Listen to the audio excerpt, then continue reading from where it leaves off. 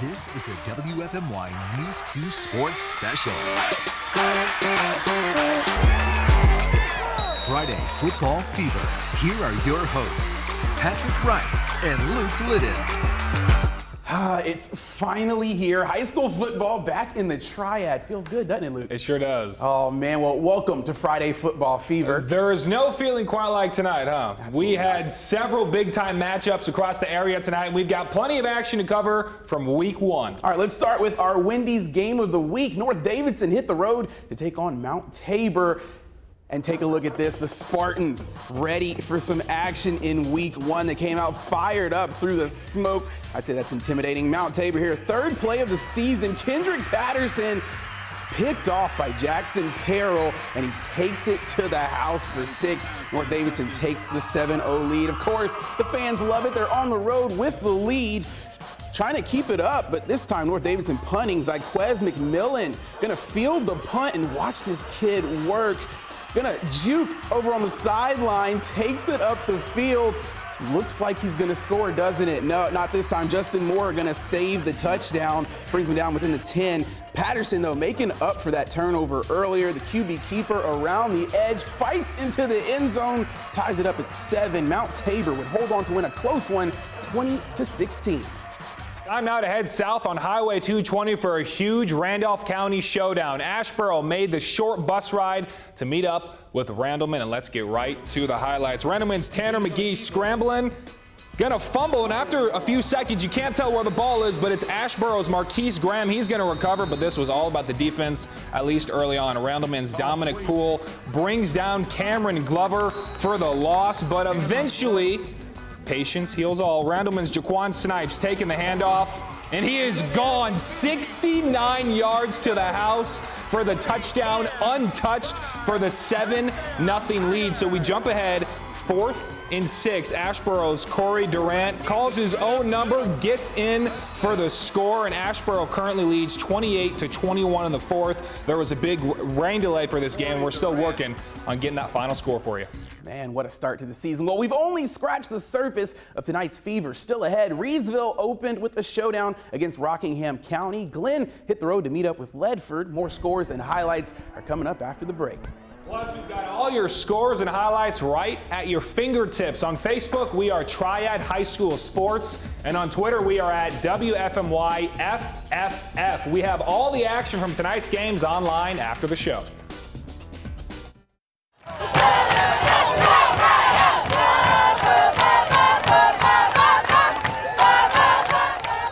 Listen to those pipes. That is some talent right there. Those great sounds are courtesy of the Reidsville Rams student section, our Friday Football Fever band and fans of the week. Hey, got to improvise, right? All right, well, Reidsville is the high school football capital of North Carolina. The Rams look to take their first step towards yet another championship with a victory over Rockingham County. And the reigning champs, they're all psyched up for the start of the season. Let's start things off in the first quarter. How about Jalen Easley, excuse me. Makes it look easy, though. Takes the 12-yard run in for the score. Reidsville takes the 14-0 lead. The cheerleaders, of course, they love it. Then Rockingham County, how about this? The trick play. Chris Shoemaker gonna hit Alex Puffenberger. Puffenberger hits Kyler Wicker. What a play there. The trick play gets them into the end zone. The students love it. They're down 14-7, though, in the second quarter. Titus Jones gonna hit Easley again. This time, he's gonna take it all the way to the house. This guy can't be stopped. Easily once again crosses the goal line for a score. Reidsville goes on to win it 34-7. Puffenberger, I like that name, that's catchy. Mother Nature forced some games in the Triad to get off to some late starts, and that was the case at Northeast Guilford as the Rams and Eastern Guilford kicked off after 9 p.m. But for Northeast, this wasn't the start they wanted. The snap goes over the head of quarterback Tariq Ridges, out of the end zone. That's 2 points on the board. That'll be a safety, but nothing like some strong defense in return. Eastern Guilford's Kristen McMullen eaten up by Rams' Brevin Allen, but wait, there's more. Eastern Guilford with the toss to Adam Akins, but he's brought down by Anthony Hairston. Later, Rams' Tariq Ridges looking for some running room, but finds just about none as he's taken down around the line of scrimmage. And right now, Eastern Guilford, they're up 28-0 in the third quarter. And like we mentioned, this was also delayed by rain earlier this evening. All right, well, Glen has one of the top players in the Triad in quarterback Stephon Brown. The App State commit looked to lead the Bobcats to a win at Ledford. Now, the Ledford student section was in mid-season form tonight, and so was Donovan Williams. Take a look at this. The very first play from scrimmage, Williams takes it right up the middle, and you're not going to stop this guy. Look at his feet. Too fast for you. He goes 69 yards for the score. Ledford takes the early 7-0 lead. The cheerleaders are all about that. They love it. But then Ledford driving again. Matt Rogers, though, picked off by Alpascal Reeves. Awesome name there. He returns it to the 5. Stephon Brown going to capitalize. Scores from 4 yards out. We're tied at 7, and it's Brown again. Why not?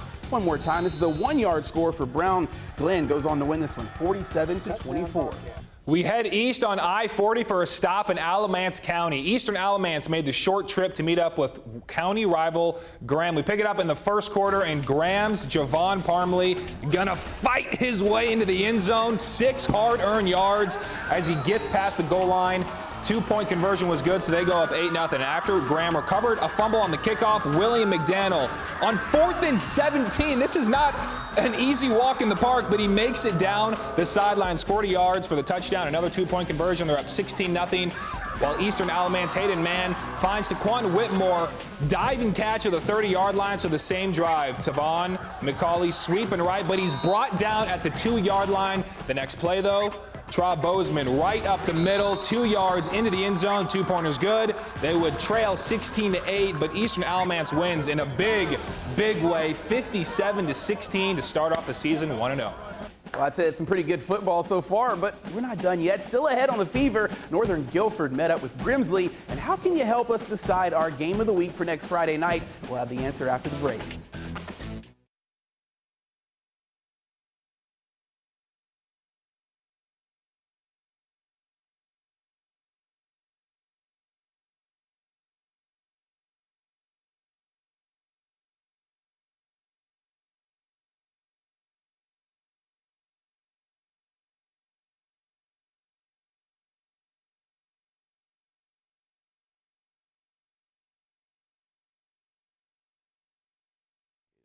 But when I left, well, they were 13. It was 13-0 Ragsdale at the half. That's the last update I saw. Can you go in the iPad and see if